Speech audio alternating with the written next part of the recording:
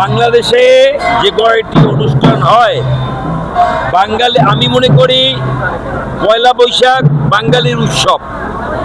এটা কোনো হিন্দু, মুসলমান, বৌদ্ধ, খ্রিস্টানের কোনো বাদ বিচার নাই। কিছু অভিন্ন উৎসব আছে, তার মধ্যে পয়লা বৈশাখ একটি, যে অনুষ্ঠানটি আমাদের না, কিন্তু আমরা একটু এইটাকে গান, নাচ, বাজনা, উৎসব মুখর পরিবেশ তৈরি করি। এইটাকে এই জন্য তৈরি করি যে এটা আমাদের হিন্দু শাস্ত্রেই সবটাই একটু উৎসব মুখর পাবে। ভগবানের ডাকার সময় মনে আনন্দ না থাকলে তো ভগবানকে পাওয়া যাবে না। ভগবানের ডাকতে হলে মনে আনন্দ থাকতে হবে।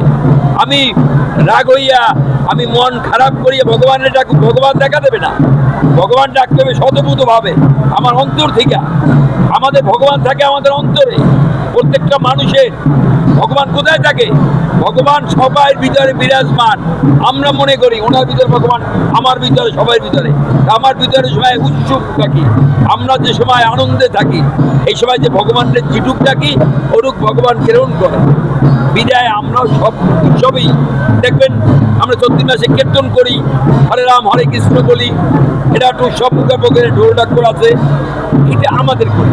এখন আমাদের আবার একদম সাইলেন্ট ঘোষণাও আছে, সেগুলি আমরা ঘরে বসে করি।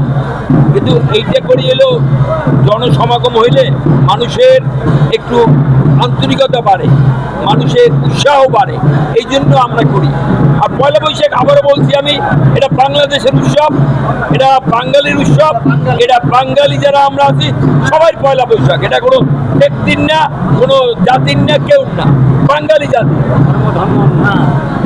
সবার জন্য শুভ নববর্ষ, এটাই আমাদের কামনা।